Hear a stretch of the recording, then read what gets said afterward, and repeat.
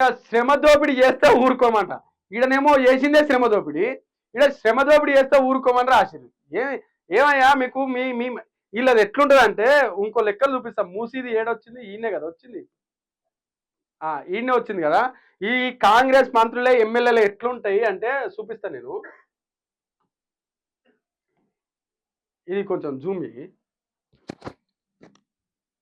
మీరు ఏ కంపెనీకి టెండర్ పిలిచారు? దీనికి 1,50,000 కోట్లు అవుతుంది. దేనికైతే ఎవరు చెప్పారు నీకు 1,50,000 కోట్లు అవుతుందని? మూసీ పరివాహక అభివృద్ధి కోసం 5 ఏళ్లలో 1,50,000 కోట్ల రూపాయలతోని ప్రణాళికలు సిద్ధం చేసి తొందరలోనే చాలా నదులు ప్రక్షాళన చేశారు. కానీ 1,50,000 కోట్ల రూపాయలు మూసీలో పోసేందుకు తెలంగాణ ప్రభుత్వం సిద్ధమైంది. పెద్ద స్కామ్ అంటున్నారు.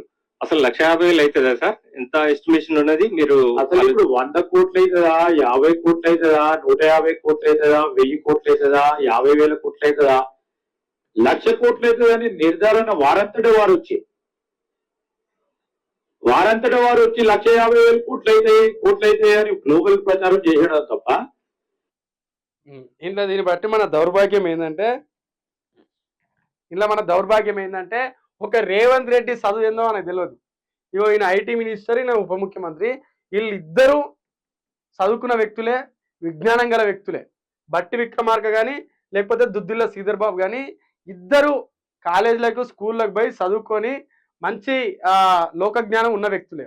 ఇక రేవంత్ రెడ్డి గురించి అయితే అది రియల్ ఎస్టేట్ మ్యాన్, మనకు తెలియదు. ఆయన చదివేందో ఆయన డిగ్రీలు ఏందో మనకు తెలియదు.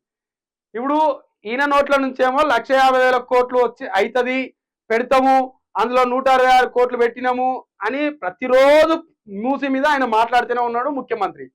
ఇక ఉప ముఖ్యమంత్రి ఏమో ఎక్కడికించి అవుతాయి ఎవరన్నారని ఆయన అంటాడు. ఈయననేమో 200 కోట్లు అయితే 300. మన దౌర్భాగ్యం ఏంటంటే ముగ్గురు మంత్రులే. మళ్ళా ఆయన ముఖ్యమంత్రి, ఆయన ఉప ముఖ్యమంత్రి, ఆయన మంత్రి. వాళ్ళకే సమన్వయం లేదు. ముఖ్యమంత్రి ఏం మాట్లాడతాడు, ఉప ముఖ్యమంత్రి ఏం మాట్లాడతాడు, వాళ్ళ మంత్రివర్గంలో ఏం మాట్లాడతారు అనేది వాళ్ళకే ఒక కమ్యూనికేషన్ లేదు. ఇంత లోపం పెట్టుకొని వాళ్ళ వద్దలే కమ్యూనికేషన్ లేని లోపాలు వాళ్ళు పెట్టుకొని ఇవాళ ఈ రాష్ట్రాన్ని పాలిస్తూ ఉన్నారు. వాళ్ళ అడుగుజాడల్లో ఈ తెలంగాణ రాష్ట్రం ఇవాళ నడుస్తూ ఉన్నది. అది మన దౌర్భాగ్యం. ఇక ఇంతటి అధ్వానమైన స్థితి ఇవాళ తెలంగాణలో మన మంత్రులు, ఎమ్మెల్యేలు, ముఖ్యమంత్రి ఉన్నాడు. ఇక ఈడ ఏం చెప్పుకొస్తున్నారు? ఈడనేమో చేసేదే శ్రమ దోపిడీ. ఈ వార్త సారాంశం ఏంది? మన సింగరేణి కార్మికుల శ్రమ దోపిడీ చేస్తున్నారని ఈ వార్త సారాంశం. ఇక్కడ బట్టి విక్రమార్క ఏం చెప్తున్నాడు? శ్రమ దోపిడీ చేస్తే ఊరుకోం. ఇక్కడ ఏందయ్యా ఈ పైసలు ఓలకు మళ్ళీ ఇచ్చిరయ్యా?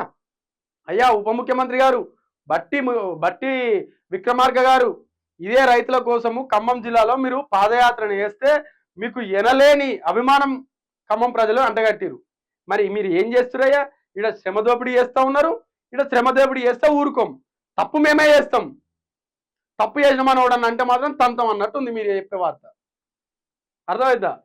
కనీస వేతనాలపై కమిటీ వేస్తాం, కాంట్రాక్టు కార్మికులకు 5,000 బోనస్ ఇస్తాం, సింగరేణిని కాపాడే బాధ్యత మాది. సింగరేణిని కాపాడే బాధ్యత మీది కాదు.